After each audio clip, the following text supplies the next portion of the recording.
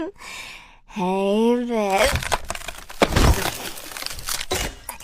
I don't know how many of you saw this video of Helen Ziller answering the question about genocide in Palestine. But listening to this really worries me about the path that South Africa is taking at the moment. This morning I saw a post about, or a post of Herman Mashaba responding to the claims that he was pushed out of the DA back in 2019. Now, for those who don't know who Herman Mashaba is, he is a massively successful Black South African who was the founder of a company called, or a brand called Black Like Me. And this brand became successful both in South Africa and internationally, and he became a multimillionaire. In 2014, he decides to join the DA in his fight against the ANC and corruption. 2016, he becomes the mayor of Johannesburg. And during that time, in this post, he speaks about why he decided to leave the DA himself. And this was because of ideological differences within the DA, particularly with Helen Ziller and her faction in the DA. Her claims in particular that poorer communities in Johannesburg were not deserving of the efforts and the work that the DA was doing in the city. Because number one, they were not taxpayers.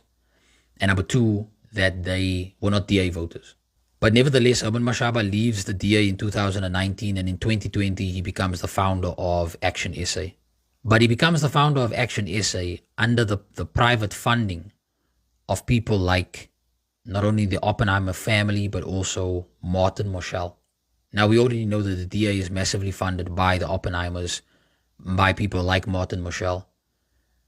But just from Martin Moshel alone, I think there was a period, within a 2-year period, where he had donated privately to these two organizations a grand total of roughly 44 million rand. Martin Moshel is a Jewish South African citizen who was born in Durban, made his money on the gambling industry and a couple of other apps like Zapper and Monday.com. But he's not only a massive funder of the DA and of ActionSA, but he's also a massive funder of initiatives, organizations, and programs in Israel. One of them being the Holocaust Remembrance Organization, or one of them. And so when you hear political parties like both ActionSA and the DA either have a silent or a neutral stance on what is happening to the Palestinian people, it should tell us a lot about the influence that private funding has on our political parties. That principle of taking care of your people becomes secondary to protecting the interests of your funders, which means that ultimately you can be bought. Now, for those who don't care about what's happening to the Palestinian people and you think that it's unimportant because it's so distant and far from what's happening in your own country, I want to try to show you how deeply connected these things are.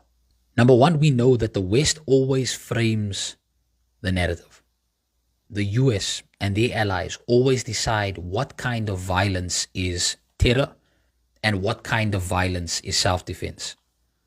And it's usually poorer countries, global South countries, that have to bear the brunt of those kinds of definitions. One perfect example is the stance that Trump took on South Africa in regards to farm murders. We just had that playing out a couple of months ago, and it's currently still ongoing.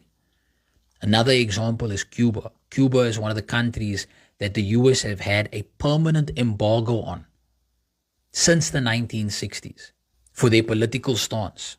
So completely ostracized by the US. And yet in the same time, across several decades, from even before the 1960s, Israel, despite the actions against the Palestinians in the West Bank and in Gaza, have received absolute and total impunity, full backing and support. And so when you listen to Helen Ziller distance herself from the word genocide, but so confidently condemn the actions of Hamas, accusing them of wanting to completely obliterate Israel, but avoiding the very clear and obvious atrocities that the Israeli government have been carrying out on the Palestinian people, is word for word the same narrative. Now, what does that mean for you and me as South Africans? That means that the same logic that's used to defend the actions of Israel will one day be turned inwards, if it hasn't already been. Poor South Africans, which make up the vast majority of our population, will be blamed for their circumstances. They will be blamed for their poverty, which we already hear. They will be blamed for their crime, which we already hear. They will be blamed for their housing crisis, which we already hear.